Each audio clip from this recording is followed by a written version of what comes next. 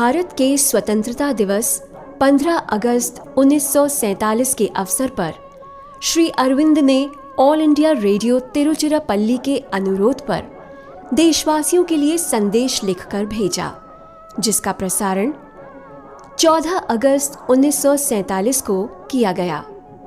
मूल संदेश अंग्रेजी भाषा में था, जिसका मूल भावना के साथ हिंदी में अनुवाद किया गया, जिसकी प्रस्तुति श्री अरविंद सोसाइटी जयपुर शाखा राजस्थान के द्वारा दी जा रही है।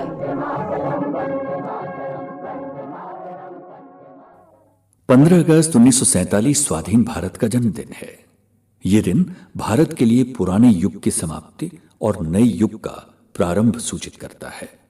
परंतु हम एक स्वाधीन राष्ट्र के रूप में अपने जीवन और कार्यों के द्वारा इसे ऐसा महत्वपूर्ण दिन भी बना सकते हैं जो संपूर्ण जगत के लिए, सारी मानव जाति के राजनीतिक, सामाजिक, सांस्कृतिक और आध्यात्मिक भविष्य के लिए नवयुग लाने वाला सिद्ध हो। 15 अगस्त मेरा अपना जन्मदिन है और स्वभावतः यह मेरे लिए प्रसन्नता की बात है कि इस दिन ने इतना विशाल अर्थ और महत्व प्राप्त कर लिया है। परंतु इसके भारतीय स्वाधीनता दिवस भी हो जाने को मैं कोई आकस्मिक संयोग नहीं मानता, बल्कि यह मानता हूं कि जिस कर्म को लेकर मैंने अपना जीवन आरंभ किया था, उसको मेरा पथ प्रदर्शन करने वाली भागवती शक्ति ने इस तरह मंजूर कर लिया है और उस पर मोहर भी लगा दी है, और वो कार्य पूर्ण रूप से सफल होना आरंभ हो गया है।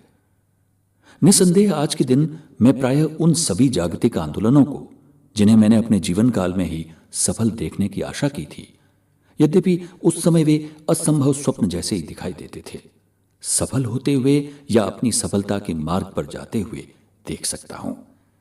इन सभी आंदोलनों में स्वाधीन भारत एक बड़ी भूमिका अच्छी तरह अदा कर सकता है और एक प्रमुख स्थान ग्रहण कर सकता है। इन स्वप्नों में पहला था एक क्रांतिकारी आंदोलन जो स्वाधीन और एकीभूत भारत को जन्म दे। भारत आज स्वाधीन हो गया है, पर उसने एकता नहीं प्राप्त की। एक समय प्राय ऐसा दिखता था मानो अपने स्वाधीन होने की प्रक्रिया में ही वो फिर से उस पृथक पृथक राज्यों की अव्यवस्थापूर्ण स्थिति में जा गिरेगा जो विजय से पहले विद्यमान थी।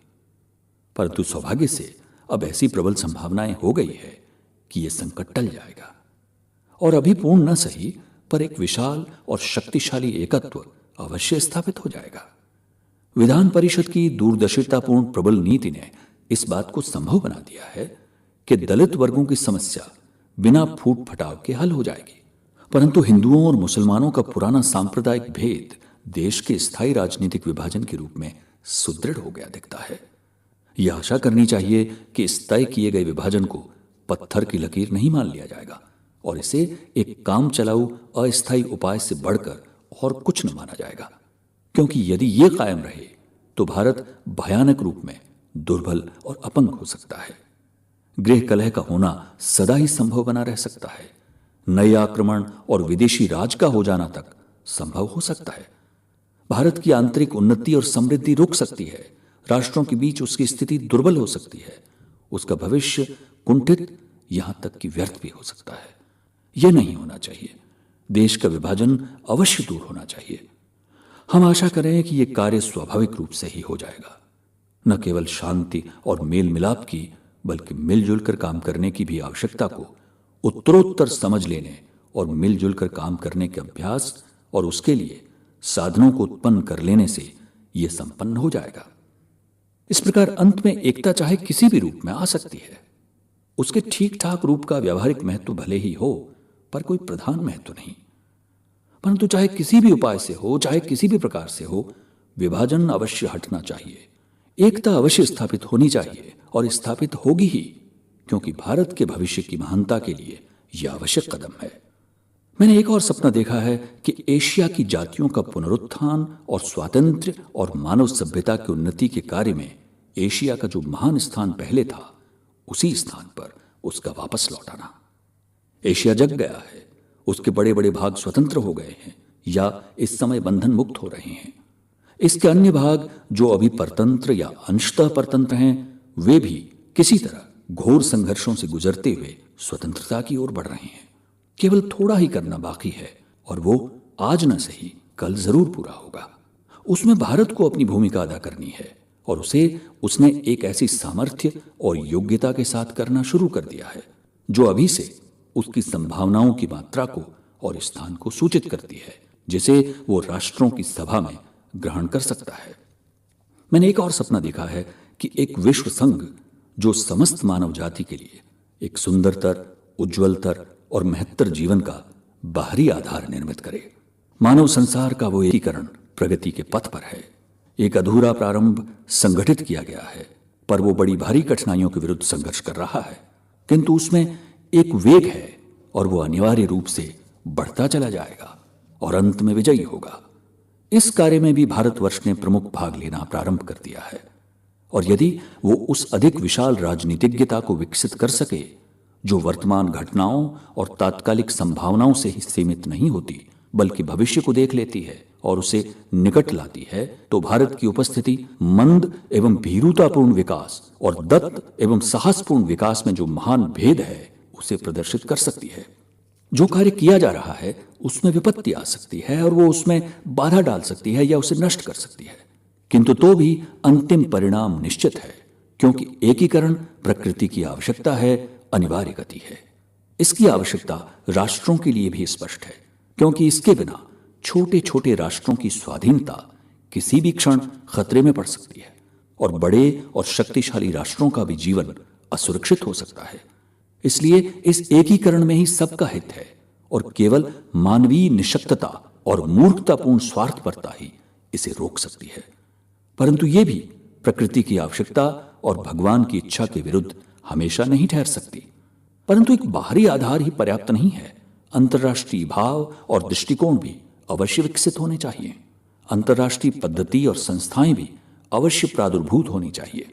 शायद इस प्रकार की प्रगतियां भी पैदा हों, जैसे कि दो या अनेक देशों का एक संघ नागरिक होना, संस्कृतियों का आपस में ऐच्छिक दान प्रतिदान या उनका स्वेच्छापूर्वक घुलना मिलना। राष्ट्रीयता तब अपने आप को चरितार्थ कर चुकी होगी और अपनी युद्ध प्रेता को छोड़ चुकी होगी और तब वो ऐसी चीजों को आत्मसंरक्षण और अपनी दृष्टि की अखंडता से असंगत नहीं अनुभव करेगी। एकत्व की एक नई भावना मनुष्य जाति पर आधिपत्य जमा लेगी। मेरा सपना है कि संसार को भारत का आध्यात्मिक दान पहले से ही प्रारंभ हो चुका है। भारत की आध्यात्मिकता यूरोप और अमेरिका में नित्य बढ़ती हुई मात्रा में प्रवेश कर रही है। यह आंदोलन बढ़ेगा। वर्तमान काल की विपदाओं के बीच अधिकाधिक लोगों की आंखें आशा के साथ भारत की ओर मुड़ रही हैं और न केवल उसकी शिक्षाओं का अपितु उसकी अंतरात्मिक और आध्यात्मिक साधना का भी उत्तरोत्तर आश्रय लिया जा रहा है। मेरा अंतिम स्वप्न है कि क्रम विकास में अगला कदम जो मनुष्य को एक उच्चतर और विशालतर चेतना में उठा ले जाएगा और उन समस्याओं का हल करना प्रारंभ कर देगा जिन समस्याओं ने मनुष्य को तभी से हैरान और परेशान कर रखा है जब से उसने वैयक्तिक पूर्णता और पूर्ण समाज के विषय में सोचना विचारना शुरू किया था। यह अभी तक एक व्यक्तिगत आशा, विचार और आदर्श मात्र है जिसने भारत और पश्चिम में दोनों जगह दूरदर्शी विचारकों को वश में करना शुरू कर दिया है। इस मार्ग की कठिनाइयां प्रयास के किसी भी अन्य क्षेत्र की अपेक्षा बहुत अधिक जबरदस्त है, परंतु कठिनाइयां जीती जाने के लिए ही बनी थीं और यदि दिव्य परम इच्छा शक्ति का अस्तित्व है तो वे दूर होंगी ही। यहां भी यदि इस विकास को घटित होना है तो चूंकि ये आत्मा और अंतर चेतना की अभिवृद्धि द्वारा ही होगा। इसका प्रारंभ भारतवर्ष ही कर सकता है और यद्यपि इसका क्षेत्र सार्वभौम होगा तथापि केंद्रीय आंदोलन भारत ही करेगा। ये हैं भाव और भावनाएं जिनको मैं भारतीय स्वाधीनता की इस स्थिति के साथ संबद्ध करता हूं। क्या यह आशाएं ठीक सिद्ध होंगी या कहां तक सिद्ध होंगी, ये बात नए और स्वाधीन भारत पर निर्भर करती है।